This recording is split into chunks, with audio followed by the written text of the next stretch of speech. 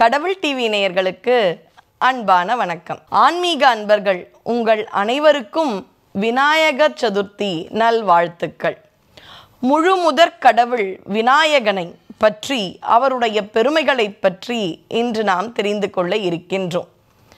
பாலும் தெளிதேனும் பாகும் பருப்பும் இவை நான்கும் கலந்துனக்கு நான் தருவேன். கோலம் செய் துங்கக் கரிமுகத்து தூமணியே நீ எனக்கு சங்கத்தமிழ் மூன்றும் தா. ஒரு பூஜை இல்லை ஒரு ஹோமங்கள் யாகங்கள் எல்லாத்துக்குமே பார்த்திங்கன்னா நிறைய முறைகள் இருக்கும். அதற்கு ரொம்பவே நாமெல்லாம் மெனக்கிட்டு பலவிதமான ஏற்பாடுகள் பண்ணணும். ஆனால் ஒரு தெய்வம் எளிய தெய்வமாக சாணத்திலும் வருவார், மாவிலும் வருவார், மண்ணிலும் வருவார், மஞ்சளிலும் வருவார். அது யார்? அந்த கருணை தெய்வம்தான் விநாயகர். கணங்களின் நாயகனாக சிவபெருமானால் தேர்ந்தெடுக்கப்பட்டதால் கணபதி அப்படின்ற ஒரு பெயர். அவரை விட மேலான நாயகன் கிடையாது. அதனால் விநாயகன் நம்முடைய விக்னங்கள் என சொல்லப்படும் தடைகளை தீர்க்கும் நாயகன் விநாயகன். பிள்ளை யார் என்று அகத்தியரோடு திருவிளையாடல் செய்ததால் அவரை இன்றும் நாள் ரொம்பவே பேச்சு வழக்கில் பிள்ளையார் என்று அழைப்போம். ஆத்தங்கரை குளத்தங்கரை இப்படி எல்லா இடத்திலையும் பிள்ளையார். இது கிராமங்களில். இப்போ நிறைய பேர் நகரமயமான வாழ்க்கையைத்தானே வாழறோம். அப்படி நகரமயமான வாழ்க்கைன்னு பார்த்தீங்கன்னா தெருவிற்கு ஒரு விநாயகர் இருப்பார். ஒரு வீடு முச்சந்தியில் இருக்கா, அங்கே ஒரு பிள்ளையார் வச்சிடுங்க, பயப்பட வேண்டாம். இப்படி அனைவரை காக்கும் கடவுளாக கணபதி இருக்கார். பிள்ளையாருக்குத்தான் எத்தனை பெயர்கள். ஒவ்வொரு திருக்கோயிலும் ஒரு பெயர் தாங்கி அருள் பாலிக்கின்றார். வலம்புரி விநாயகர், ஞான விநாயகர், சுந்தர விநாயகர், நர்தன விநாயகர், கற்பக விநாயகர், கள்ளவாரண விநாயகர் என்று அவருடைய நாமங்கள் எண்ணிற்கு அடங்கா. எல்லாருக்கும் முருகப்பெருமானுக்கான அறுபடை வீடு தெரியும். திருப்பரங்குன்றம், திருச்சிரலைவாய் அப்படின்னு இந்த அறுபடை வீட்டையும் கொண்டாடுவோம். அதுபோல விநாயகருக்கும் அருணை, திருநாரையூர்னு அறுபடை வீடும் இவருக்கும் உண்டு. எல்லாருக்குமே திருவிளையாடல்ன்ற ஒரு படம் பார்த்துருப்போம். அதில் ஒரு மாம்பழத்திற்காக அண்ணன் தம்பி என்று கைலாயத்தில் முருகனுக்கும் பிள்ளையாருக்கும் போட்டி நடப்பதாக ஒரு காட்சி. யாருமே மறந்திருக்க மாட்டோம். எதை சொல்கின்றார் விநாயகர்? இக்காலத்திற்கு ஏற்ற ஒரு படிப்பினை. ஏன்னா பிள்ளையார் எக்காலத்திற்கும் இறைவன். முக்கியமாக கலியுக வரதன் எப்படி முருகப்பெருமானோ முருகனை அடைய விநாயகர் அருள் வேண்டும். இதை உணர்த்துவதுதான் வள்ளி திருமணம். விநாயகர் தரிசனம் முதல்ல வள்ளிக்கு கிடைச்சப்புறம்தான் பரம்பொருளாம் முருகப்பெருமான் கிடைக்கிறார். இப்போ அந்த காட்சி, மாம்பழ காட்சி என்ன? ஒரு ஞானப்பழம் கிடைக்கும். யார் முதலில் உலகத்தை சுற்றி வருகிறாரோ அவர்களுக்குத்தான் அந்த மாம்பழம் என்று சிவபெருமான் சொல்கின்றார். முருகப்பெருமான் மயிலேறி உலகத்தை வலம் வர செல்லும் பொழுது பிள்ளையார் மட்டும் கொஞ்சம் யோசிச்சு பார்த்து, அவருடைய வாகனம் மூஷிகம், அதை வச்சு பறக்க முடியுமா? முடியாது. அப்போ மயிலுக்கு போட்டியாக மூஷிகனால் வலம் வர முடியாது, பறக்க முடியாது. என்ன செய்யலாம்? நம்ம கிட்ட இருக்கிறத வச்சு புத்தியை உபயோகப்படுத்தி என்ன செய்யலாம் என யோசித்து தனது தந்தை தாய் இருவரையும் உங்களை வலம் வந்தால் உலகத்தை வலம் வந்ததாக பொருள் என்று சொல்லி தந்தை தாயை வலம் வந்தார். வந்து வெற்றிக்கனியை பெற்றுக்கொண்டார். அப்ப என்ன ஒரு விஷயத்தை சொல்ல வர்றார்? இக்காலத்து இளைஞர்களுக்கு ஏற்றவாறு ஒரு விஷயம். அதாவது கடின உழைப்பு அவசியம், ஆனால் புத்தி சாதுரியம் அதை விட அவசியம்.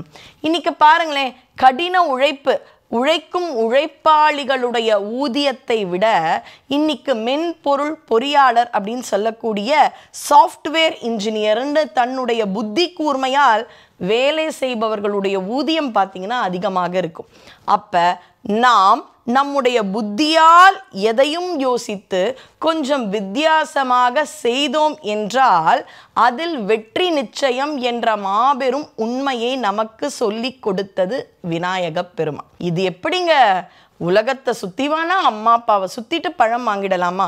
அது எப்படி சரியாகும் என்று கேட்டால், சிவபார்வதி, சிவசக்தி இவர்களுக்குள்ளே இருக்கும் உலகம் என்று விநாயகப் பெருமான் அன்னை அப்பனிடம் இருக்கும் உலகத்தை கண்டார்.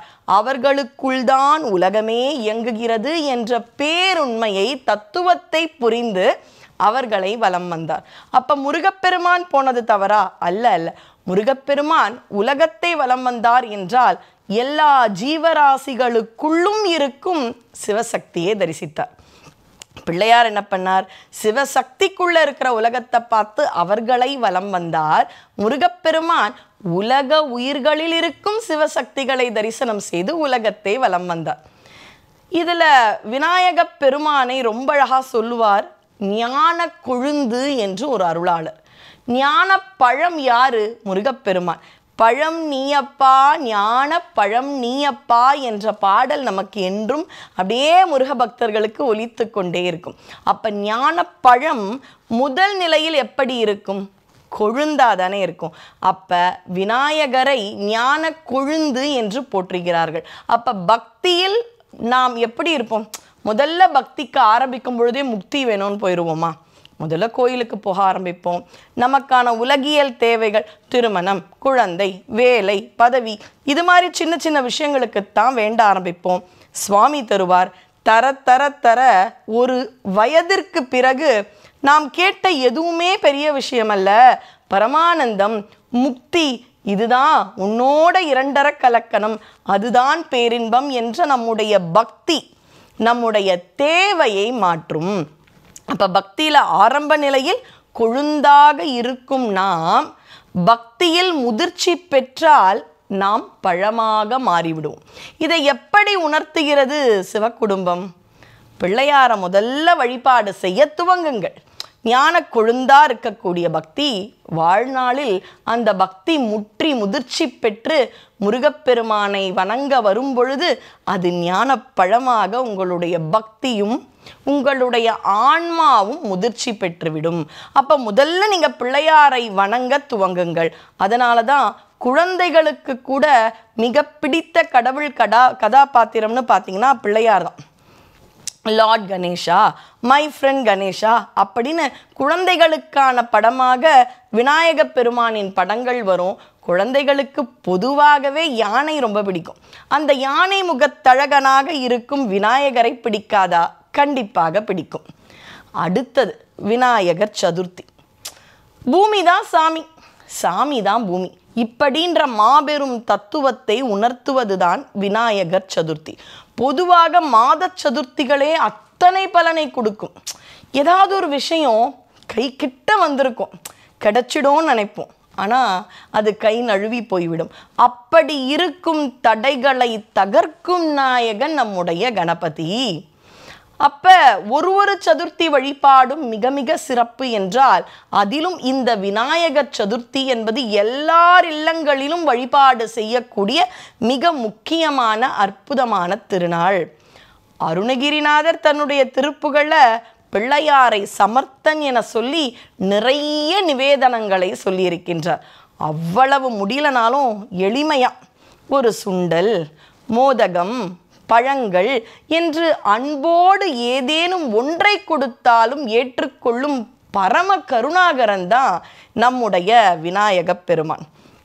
ஒரு தடவை வசிஷ்டர் அருந்ததி வீட்டுக்கு பிள்ளையார் போக பார்த்தாராம். அப்ப அருந்ததிக்கு ரொம்ப ஆசையா, ஆஹா முதல்ல அந்த பிள்ளையார் குழந்தை நம் இல்லத்திற்கு வருகிறார், அவருக்கு ஏதாவது சாப்பிடாத ஒரு விஷயத்தை நான் புதுமையாக சமையலில் முயற்சிக்க போகின்றேன் என்று அவர்தான் உலகமே இருக்கக்கூடிய இந்த ஒரு மாவு, வெள்ளை நிற மாவை, அரிசி மாவினை கொண்டு உலகம் போல அப்படியே உருண்டையாக்கினாராம்.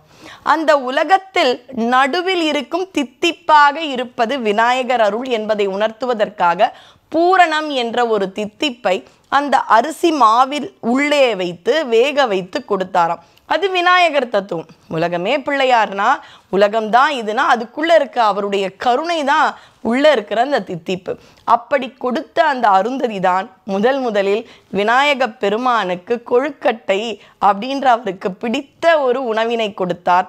அன்று முதல் அவர் கொழுக்கட்டையை விரும்பும் கடவுளாக போற்றப்படுகின்றார். அதனால எல்லார் வீட்டிலும் நம்ம எப்படி ஒரு அன்போடு நம் கையால் அந்த விநாயகருக்கு பக்தியோடு கொடுக்கும் நிவேதனங்களை ஏற்றுக்கொள்வார். பூமிதான் சாமி. அதாவது மண்ணிலிருந்து நாம் உருவாகின்றோம். பஞ்சபூதங்களால் உருவாகும் இந்த உடம்பு. அப்படியே மண்ணால் நாம் கரைந்து போகின்றோம். நம்மை ஒரு நாள் வாழ்க்கை காலம் முடிந்தவுடனே மண்ணோடோ அல்லது தீயோடோ அல்லது சில இடங்களில் ஜலங்கள் என சொல்லப்படும் கங்கையோடோ ஏதோ ஒரு இயற்கையில் நாம் கரைந்து போகின்றோம். இப்படிப்பட்ட தத்துவத்தை உணர்த்துவதுதான் விநாயக பெருமானுடைய வழிபாடு. மண்ணால் செய்யப்பட்ட விநாயகர் திருவுருவத்தை விநாயகர் சதுர்த்தி என்று வாங்கி நல்லா கொண்டாடிட்டு மறுபடியும் விசர்ஜனம் என்ற பெயரால் கடலில் அவரை கரைத்து விடுவோம்.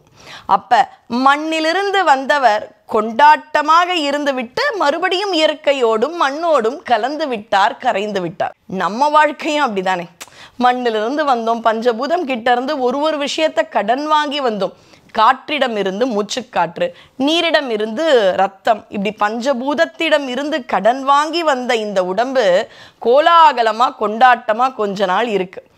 அதுக்கப்புறம் பஞ்சபூதங்களோடு நாமும் இங்கே கரைந்து போகின்றோம் என்ற மாபெரும் தத்துவத்தை, உண்மையை உணர்த்துவதுதான் விநாயகர் சதுர்த்தி. அதனால பூமி வேறல்ல, விநாயகர் வேறல்ல, பூமியும் விநாயக பெருமானும் ஒன்று என்ற ஒரு அரிய அற்புதத்தை நாம் புரிந்து கொள்ள வேண்டும். நிறைவாக விநாயக பெருமானுடைய ஒவ்வொரு அவயங்கள், உறுப்புகளும் மாபெரும் உண்மையை சொல்கின்றது. அவருடைய கண்ணை பார்த்தீங்கன்னா குட்டியாக இருக்கும். நீங்கள் எதையாவது ரொம்ப கவனத்தோடு அப்படியே பார்க்கும் பொழுது என்ன பண்ணுவோம்? கவனத்தோடு ஒரு விஷயத்தை கேட்கும்பொழுது கண்ணு நம்மையும் அறியாமல் சுருங்கிவிடும். அதனால்தான் பிள்ளையாருக்கு கண்ணு சிறியதாக இருக்கும், ஆனால் காதுகள் பெருசாக இருக்கும். யானை காது அப்படின்னா என்ன? கேள்வி ஞானம் உலகத்தில் மிகப்பெரிய விஷயம் என்பதை உணர்த்தும் விதமாக விநாயக பெருமானுக்கு பெரிய காது. இப்படி அவருடைய அவயங்கள் ஒவ்வொன்றும் மாபெரும் தத்துவத்தை உணர்த்தும். ஒரு யானை இருக்கு. அந்த யானை பாகன் கிட்ட போனா யானை என்ன பண்ணுமா? அப்படியே குனிஞ்சு அமர்ந்து யானை பாகனை தன் மீது ஏற்றுக்கொள்ளும். யானையின் உருவம் மாபெரும் உருவம். இவரால் ஏறத்துக்கு சில சமயம் முடியாது. ஆனால் யானை வலிய அதுவே குனிந்து அவரை ஏற்றுக்கொள்ளும்.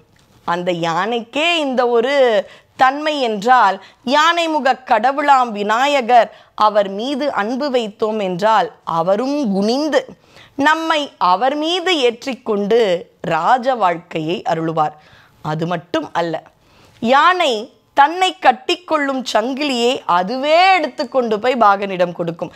யானைக்கு நல்லா தெரியும், அந்த பாகன் அந்த சங்கிலியை நம் மீது கட்டத்தான் போகின்றான், தூணிலோ மரத்திலோ கட்டி வைக்க போகிறான் என்பது தெரிந்தும் தன்னை கட்டும் சங்கிலியை அதுவே எடுத்து கொண்டு போய் அந்த யானை பாகனிடம் கொடுக்கும். அதே போல அன்பு எனும் சங்கிலியை விநாயக பெருமானே அவர் மீது உண்மையான பக்தி கொண்டிருந்தால் அதை நம்மிடம் தருவார்.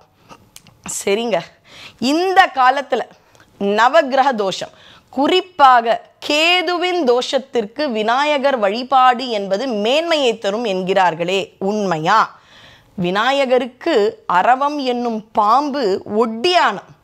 யாருக்கெல்லாம் ராகு தோஷம், கேது தோஷம், குறிப்பாக கேது தோஷம் இருக்கின்றதோ, கேதுவிற்கும் முகம் பாம்பு, விநாயகரின் முகம் யானை. இப்படி மாறிய முகங்கள் கொண்ட விநாயகரை வணங்கினால் கேது தோஷத்திலிருந்து விடுபடலாம். கேது என்பவர் ஞானகாரகன், ஆன்மீகத்தை கொடுப்பார். அவரிடம் இருக்கும் உயரிய அருளை பெற்று அதனால் வரும் தோஷங்களை நிவர்த்தி செய்ய விநாயகர் வழிபாடு பெரிதும் நமக்கு உதவும். அதனால் காலையில் எழுந்த உடனே தலையில் குட்டி கொள்ளுங்கள். அதிலும் விஞ்ஞானம், நம்முடைய புத்தி புத்துணர்வு பெறும். தோப்பிற் கரணம் என்பது வெளிநாடுகளில் சூப்பர் யோகா என்று கொண்டாடுகிறார்கள். அதனால் நம் இல்லத்தில் இருக்கும் குழந்தைகளை காலையில் எழுந்து குளித்த பிறகு விநாயகப் பெருமானை வணங்கும் அந்த அற்புத பழக்கத்தினை நீங்கள் சொல்லிக் கொடுக்க ஆரம்பியுங்கள். சூப்பர் யோகா என்று அந்த தோபீர்கரணம் செய்யும் பொழுது இடது வலது மூளை என்பது சரிசமமாக வேலை செய்யும். அதனால் விநாயகர் வழிபாடு என்பதை ஆன்மீகத்தில் மட்டும் வைக்க முடியாது, ஆரோக்கிய வாழ்வியல் முறையிலும் வைத்து கொண்டாடப்பட வேண்டியது. அதனால் இந்த விநாயகர் சதுர்த்தி என்று மண் பிள்ளையாரை உங்கள் இல்லத்தில் அழைத்து வந்து அவருக்கு உங்களால் என்ற நிவேதனங்களை அன்போடு கொடுங்கள். அவரும் ஏற்றுக்கொண்டு அவருடைய அருளை தருவார். அவர் அருளில் நீங்கள் அனைவரும் வாழ்க்கையில் தடைகள் இன்றி வெற்றியோடு வாழ இனிமையான வாழ்த்துக்கள். நன்றி, வணக்கம். இது போன்ற ஆன்மீக வீடியோக்களை தொடர்ந்து பார்க்க கடவுள் டிவி யூடியூப் சேனலை சப்ஸ்கிரைப் பண்ணுங்க.